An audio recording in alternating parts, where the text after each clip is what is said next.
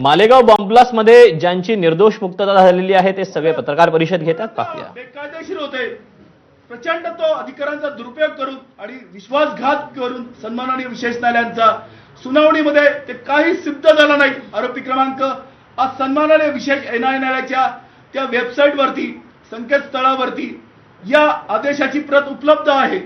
आपण ती प्रत जर बघितली तर या बॉम्बस्फोटमध्ये जी काही साध्वी प्रज्ञा सिंग ठाकूर यांची बाईक म्हणून 17 वर्ष अत्यंत बेजबाबदारपणे सर्व संबंधितांनी आपल्या त्या अज्ञानाचं प्रदर्शन मांडलं होतं, तर अशी कुठलीही साध्वी प्रज्ञा सिंग ठाकूरची बाईक सिद्ध झाली नाही. ज्या बाईकवरती स्फोट झाला असं ते म्हणत होते अभियोजन पक्ष, ते पण अभियोजन पक्ष बाईकवरचा स्फोट सिद्ध करण्यासाठी नाकाम ठरलेला आहे. नाही कॉन्स्पिरसीची थिअरी सिद्ध झाली, नाही कुठला इलेक्ट्रॉनिक एव्हिडन्स. त्यामुळे ही धादांत पूर्णतः खोटी केस, परंतु गेली 17 वर्ष या खटल्यामध्ये जे निर्दोष आणि निष्पाप होते त्यांच्या आयुष्याची पूर्णतः राख रंगोळी या काँग्रेसने केलेली आहे. 17 वर्षाच्या ज्या आमच्या वेदना आहेत त्या शब्दातीत आहेत.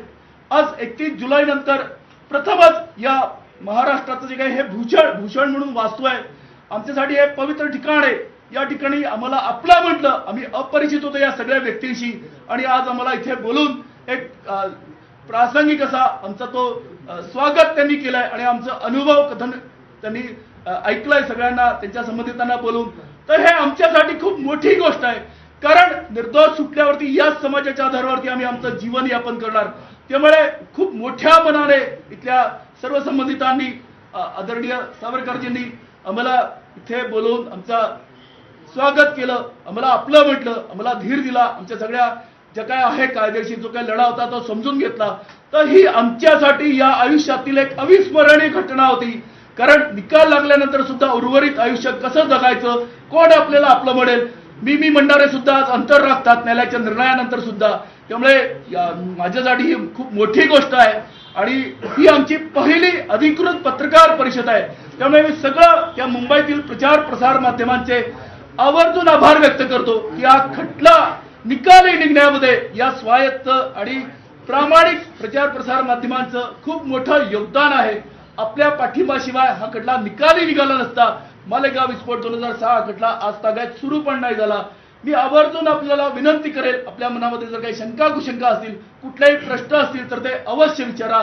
परंतु जजमेंट आज सन्माननीय न्यायालयाचं आलेलं आहे आणि तब्बल 17 वर्षाच्या अव्याहत संघर्षानंतर ते जजमेंट आलेलं आहे. त्यामुळे आम्ही सर्व संबंधितांचे मनपूर्वक ऋणी आहोत. खूप खूप धन्यवाद. त्यावेळी भगवा आतंकवाद असं याला म्हणण्यात आलं होतं, पण ज्यावेळी निर्णय लागला त्यावेळी तुमची नेमकी प्रतिक्रिया काय होती? कारण त्यानंतर पृथ्वीराज चव्हाण म्हणाले की भगवा आतंकवाद असं म्हणता येणार नाही, शब्द योग्य नाही, सनातनी दहशतवाद असं म्हणता यावं असं सुद्धा त्यांनी म्हटलं.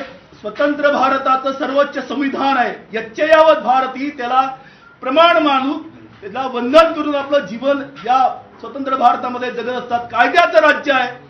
आरोपी पकडला, 24 तासात हजर करा, पोलीस कस्टडी घ्या, दोषारोपपत्र दाखल करा. मालेगाव विस्फोट खटल्यामध्ये 20 जानेवारी 2009 रोजी दोषारोपपत्र दाखल केलं.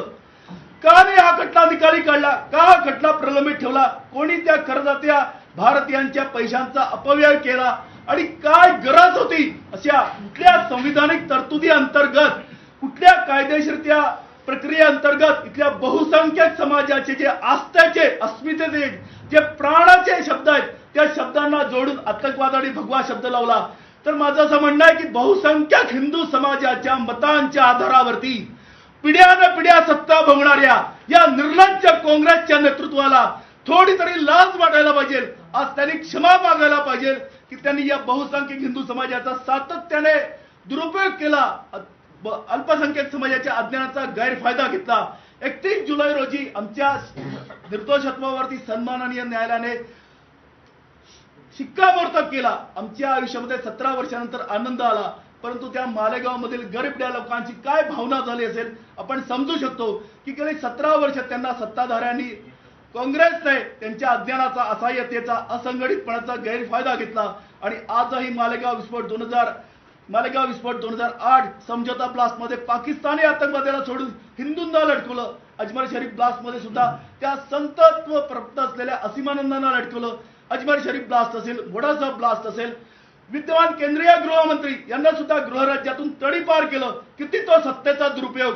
त्यामुळे मी पुन्हा पुन्हा यावत भारतीयांना आवाहन करेल की आम्ही निमित्त होतो, आमच्या 17 वर्षीय आयुष्यातील परतफेडी आणू देणार नाही. परंतु यापुढे जर का कुठल्याही त्या धर्मपरायण या करदात्या भारतीय नागरिकाचं असं आयुष्य जर उद्ध्वस्त व्हायचं नसेल तर कदापि काँग्रेसला मतदान करू नका. कदापि काँग्रेस सत्तेवरती येणार नाही याची काळजी घ्या. जे राष्ट्रभक्त आहेत, जे धर्मनिष्ठ आहेत, तेच सत्ताधारी असले तरच येणाऱ्या पुढील पिढ्या त्या भारतीय संविधानाला अभिप्रेत, प्रतिष्ठित आणि आपल्या स्वातंत्र्याचा उपभोग घेऊ शकतील असं मी माझ्या स्वानुभवावरून आवर्जून सांगायला मला आवडेल. खूप खूप धन्यवाद. 17 वर्ष लागली तुम्हाला न्याय मिळायला. ह्या 17 वर्षाच्या आत ज्यावेळेस हे प्रकरण सुरू झालं त्यावेळेस जे अधिकारी असतील किंवा मग त्यावेळेस सरकार असेल यांनी तुम्हाला सगळ्यांनाच का टार्गेट केलं असं तुम्हाला का वाटतं? 17 वर्ष बालेगाव विस्फोट 2008 मध्ये सगळ्यात अगोदर साध्वी प्रज्ञा सिंग ठाकूर यांना अटक झाली. तर जी तथाकथित बाईक होती LML फ्रीडम, तिच्या आधारावरती त्या कंपनीशी त्यांनी संपर्क केला आणि त्या संबंधित जे काही क्रमांक होते तर देश पातळीवरती त्यांनी त्याची जाणून घेण्याच्या तपासामध्ये प्रयत्न केला.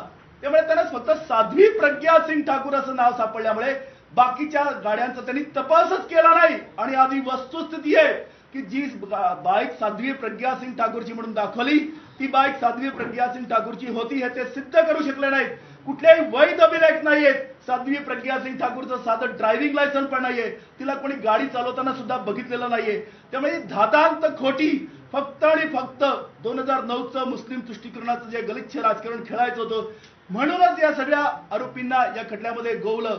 जे काँग्रेसचे विरोधामध्ये होते, जे धर्मांतरणाच्या विरोधामध्ये संविधानिक कर्तव्य पार पडत होते प्रामाणिकपणे, असं ठरून 1000 लोकांना या मुंबईमध्ये घेऊन आले. आणि काही जणांना जे संसारी कार्यकर्ते होते त्यांनी मजबुरीमध्ये साक्षीदार झालेत. परंतु तत्कालीन या देशातील क्षत्रिय आणि अखिल भारतीय स्तरावरचं जे संन्यस्त धार्मिक राजकीय नेतृत्व होतं ज्यांना आम्ही आयुष्यात कधी भेटलो नाही, ज्यांची नावं आम्ही त्या वर्तमानपत्रातून आणि टीव्हीवरच्या बातम्यांमधून त्यांना प्रत्यक्ष बघितलं होतं आणि ऐकलं होतं, अशा त्या ऋषितुल्य आदर्श अनुकरणीय ज्येष्ठ श्रेष्ठ त्या राष्ट्रभक्तांना त्या मालेगाव खटल्यातून निर्दोष सुटल्यानंतर समीर कुलकर्णी हे आता माध्यमांच्या समोर सध्या पत्रकार परिषद घेत आहेत आणि आपली बाजू मांडतायत. बातमीसोबतच बुलेटिनमध्ये वेळ झाली छोट्याशा ब्रेकची. पाहत रहा ABP माझा.